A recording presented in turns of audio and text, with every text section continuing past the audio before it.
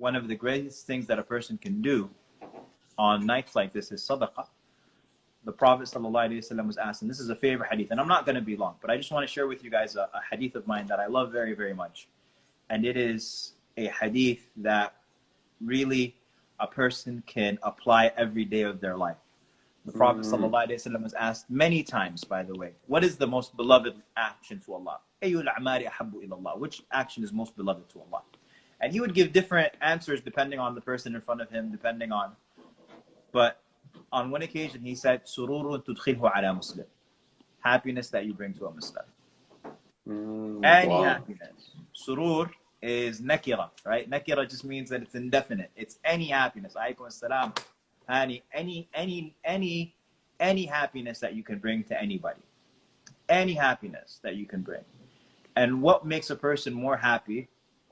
Ammar, aka the legend of TikTok, has joined. I'm just shouting people out. The real G Saleh had on side. You know what I'm saying? Any happiness that you bring to any Muslim, and what happiness is greater than well-being, right? What happiness is greater than you being a cause of them feeling better, or their family member, or them having some sort of hope. There's no helplessness greater than a loved one being sick and you not being able to help them. And so when you're able to be that cause of relief for an individual, and that's why, okay, you're winding me up now. See, this is what you're doing.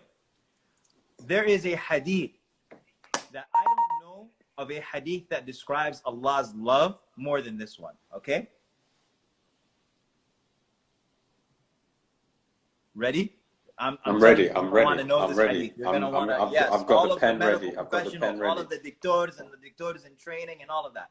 There is no hadith that I know that is greater speaking about Allah's love for us than this one. Allah subhanahu wa ta'ala on the day of judgment will say to someone, Abdi, I became sick and you did not visit me.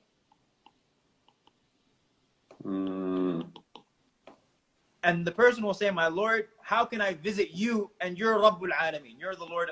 And Allah subhanahu wa ta'ala will say to him, wasn't so-and-so sick? Wasn't so-and-so? Wasn't Abdi Fulan? Wow. If you had visited him, لَوَجَدْتَنِي عِنْدَهُ, he says, you would have found me with him. So when you visit a sick person, Allah subhanahu wa ta'ala says, I became sick and you didn't visit me. And Allah says, إِسْتَطْعَمْتُكَ فَلَمْ تُطْعِمْنِي, I asked you for food and you didn't feed me. How can I feed you? You're God. How can I feed you? You're Allah. You're the Lord of the world.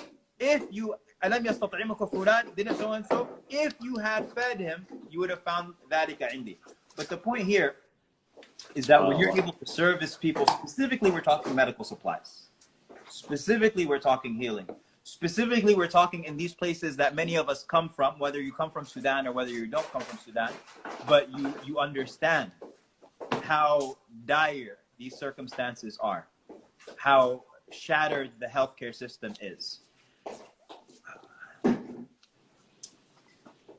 Anyway, so anything that you can give on a night like this, to a project like this, I hope that Allah subhanahu wa ta'ala blesses it and magnifies it and allows you to stand in the shade of that charity on the day where there is no shade except for it. And that you don't recognize that goodness. So launchgood.com/Layali Ramadan, a single pound, $1, whatever you can give, may Allah subhanahu wa ta'ala reward you. Perhaps on the day of judgment, you won't be being told, I became sick and you didn't visit me, but rather you would be told, enter into Jannah because of the visitation that you did do, or the support that you did give, or the money that you did donate. Yeah.